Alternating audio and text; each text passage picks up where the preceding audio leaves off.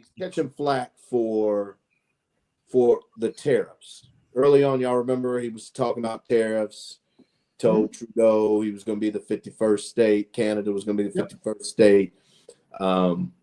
Basically said for those countries that have always been putting tariffs on our products, we're going to match.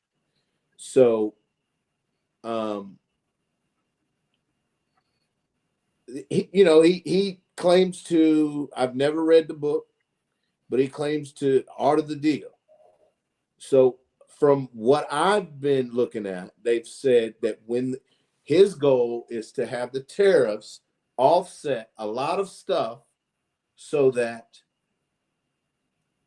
we don't have to have the certain amount of funds, we'll be able to cover it with the tariffs. Now, because this is the first time I've heard this, I don't know how to respond. I don't have any of those details. So, but the tariffs are the misconception about tariffs that people didn't realize is that tariffs are not paid by the country that imports the goods. It's paid by the company that's buying the goods in the U.S. So they pass that on usually to the consumer to a degree.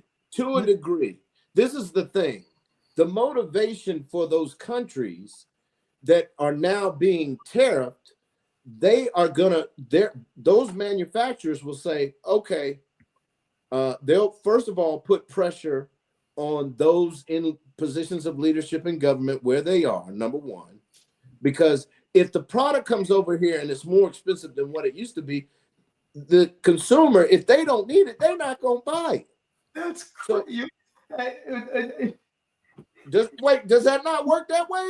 When you don't want to spend money on something, you don't spend it. And the motivation as a business owner is to have a pricing level. You're acting like these are things of all luxury goods and non-essentials. We're talking about things that people depend on. So how many essentials? We're talking about food and agriculture. We're talking about food and agriculture. We're talking about medicines. We're talking about equipment, life-saving equipment.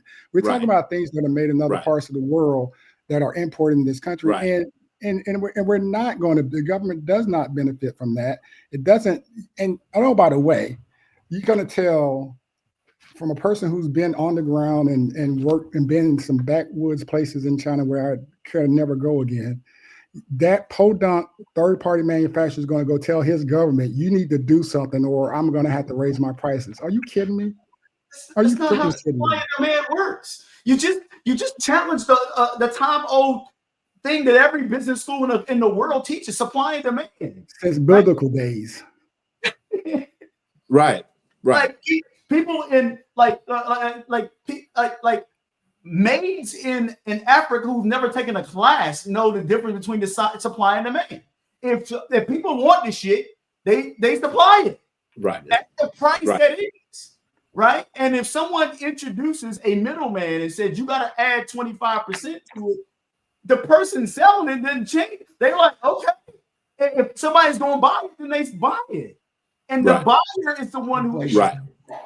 But Ken, if that price your gap continues to grow, if that price point is not what it needs to be to continue to sell, they end up having to lay off people, and governments don't want unemployed people. So whether the manufacturer goes to the government and says you need to do this, or whether they see that these businesses are having to lay off people, they will have to make some tough decisions. Do we continue on the path that we're on where tariffs are hurting us, or do we try to allow for a level playing field, which would be beneficial to both countries because it'll be a true marketplace? But Rich, Trump negotiated those last contracts, as he says, are so bad. Those last deals. So all 4 years, those deals stayed in place. More specifically, the ones that we're talking about with Canada and Mexico, they were negotiated under the prior Trump administration. They were unchanged by the Biden administration, and now he's on television saying that I don't know who negotiated these. Some of the worst deals I've ever seen. And then his deal. The new NAFTA. Come on, dude. He talked about how NAFTA was sucked, and he gave us the U.S. Mexico deal.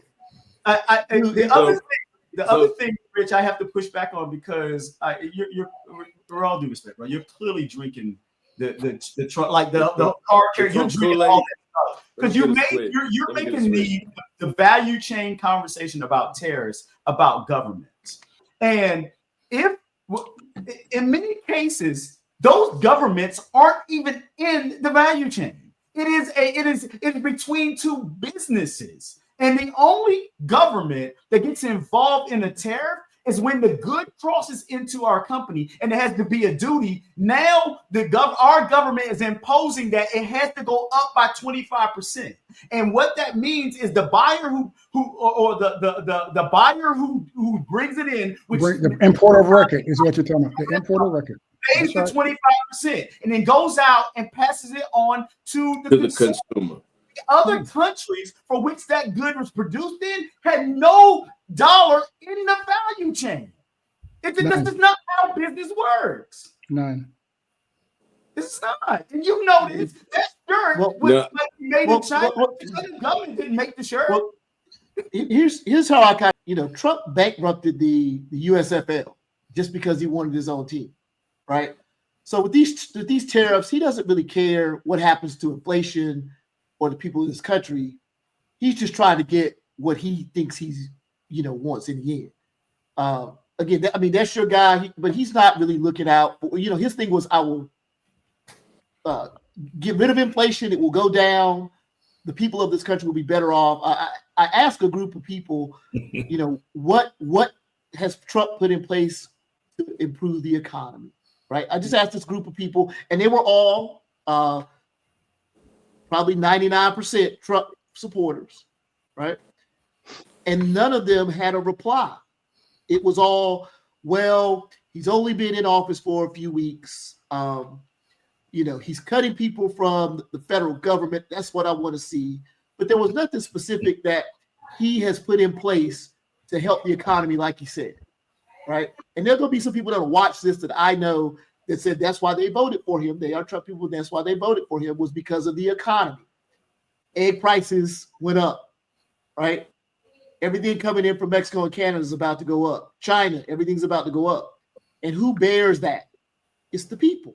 So we got to ask ourselves, does this administration care about the people of this country? The plan is still a work in progress. The plan is still a work in progress, Paul. It's a work in progress, Thank you. I think that's the most logical. It's bullshit, Rich. That's bullshit. So he's supposed to fix it in a month. No.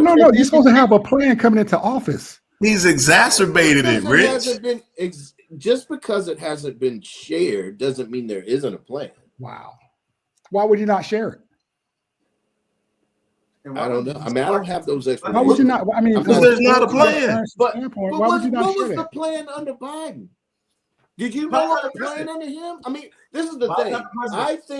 I think there's a lot of irrational. There's a lot of irrational. I think 45 out of 47 presidents probably had a plan to get communicated to everyone. So and what was Biden? Deflection. No. Okay, so quick. Been in office for a month, Ken. All right. What was he? So what's the plan? What's the plan, Rich?